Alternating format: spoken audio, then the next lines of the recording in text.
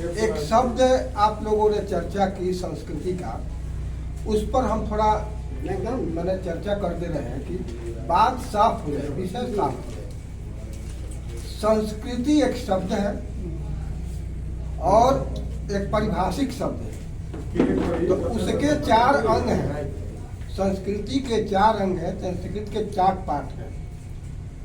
पहला भाग है विचार, दूसरा भाग है आचरण व्यवहार, तीसरा भाग है संस्कार और चौथा भाग त्योहार। तो ये चारों यदि एक साथ रहता है तो वह संस्कृति कहलाता है और एक संस्कृति के लोगों की पहचान बनती है। इस्लाम एक संस्कृति है, उसकी पहचान है। ईसाई एक संस्कृति है, उसकी पहचान है। ब्राह्मण एक संस्कृति है, उसकी पहचान है। ये अब संस्कृति के बदलाव करना है तो संस्कृति में क्या होता है? यदि समता मूलक के विचार होगा तो समता मूलक आचरण होगा, समता मूलक आचरण और व्यवहार होगा तो समता मूलक संस्कार बनेगा, समता मूलक आचरण और व्यवहार बना है तो समता मूलक त्योहार होगा। तो ये समता मूलक संस्कृति कहलाएगी।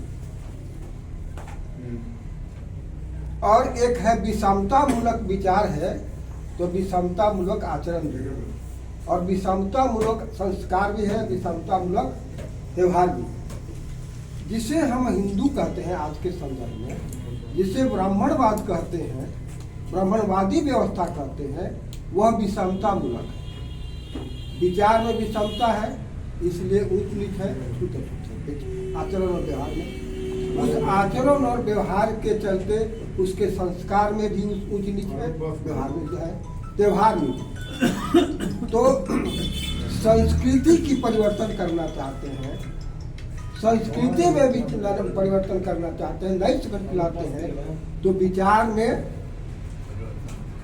में समता आना चाहिए, उसके अनुसार आचरण में समता आना चाहिए, उसके अनुसार संस्कार में भी समता आना चाहिए, त्योहार में आना चाहिए। तो अर्जक संघ संस्कृति की लड़ाई लड़ रहा है, उसका विचार है, उसका आचरण और व्यवहार है, उसका संस्कार है और उसका त्योहार भी है।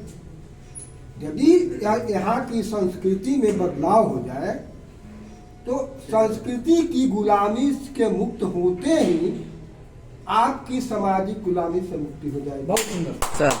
आपकी आर्थिक गुलामी से मुक्ति मिलेगी। आर्थिक गुलामी से जैसे मुक्ति मिलेगी आपकी राजनीतिक सत्ता बनेगी। बहुत सुंदर, बहुत सुंदर। तो भारत में जिसकी संस्कृति है सत्ता उसकी है, आपकी संस्कृति नहीं है इसलिए सत्ता आपकी नहीं है। तो संस्कृति राजनीति करने वाले लोग, राजनेता संस्कृति की लड़ाई नहीं लड़ेंगे, सही बात। और सामाजिक और सांस्कृतिक नेतृत्व करने वाले लोग ही ऐसा कर सकते हैं। जो राजनीति में वह लोग आपका लाभ लेंगे। संस्कृति और समाज में जितना आप काम करेंगे आपके नाम से वो आपका लाभ लेंगे।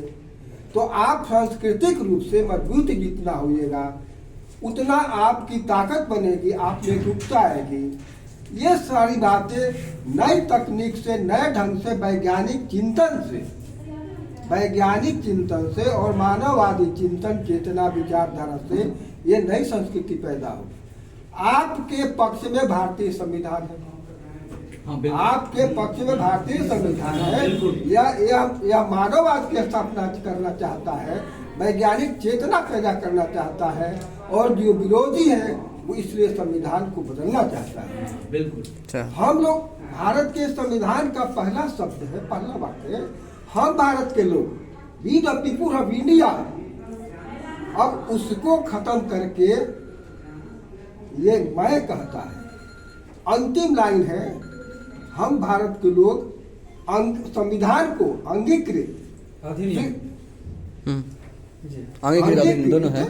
अधिनियमित और आत्मार्पित करते हैं। पहले हम लोग क्या करते हैं? अंगीकृत करते हैं, अधिनियमित करते हैं और आत्मार्पित करते हैं। बाकी बीच के रोज चर्चा करते हैं। जिसमें मूल रूप से समता स्वतंत्रता बंधुता है। समता स्वतंत्रता बंधुता जो है बुद्ध के प्रज्ञा, करुणा, मैत्री से आता है। और ये जो विदेशी शब्द बोलता है ये धूर्तों का चाल है। आज अंबेडकर को बदनाम करता है कि संविधान अंबेडकर ने नहीं लिखा। संविधान अंबेडकर ने लिखा, संविधान सभा ने पास कराया, संविधान सभा में बैठकर सारे प्रश्नों पर बहस होता था, अंबेडकर सही प्रश्नों का उत्तर देता था, किसी में हैसियत नहीं थी कि संविधान लिख दे। तो बहुत सुंदर। अंबेडकर साहब, ज्योतिबा फुले, सावित्रीबाई फुले, कबीर साहब और सबसे पहले गौतम बुद्ध को अपना प्रेरणा के स्रोत मानते हैं, उनको गुरु के रूप में स्वीकार करते हैं और पूरे जीवन को हम लोगों के नए जीवन के बनाते हैं। उनके पास सांस्कृतिक क्रांति करने के अवसर कम मिले, उन्होंने राजनीति में ही ज्यादा समय बिताया। 2-4 महीने, 2 साल, 1 साल समय मिला, उसको चाहते थे कि मैं इसमें लगाऊं, लेकिन ऐसा नहीं हो पाया, जो कि नई क्रांति, नए ढंग से समाज नहीं बन पाया। अब हम लोगों की जिम्मेवारी है। ठीक है।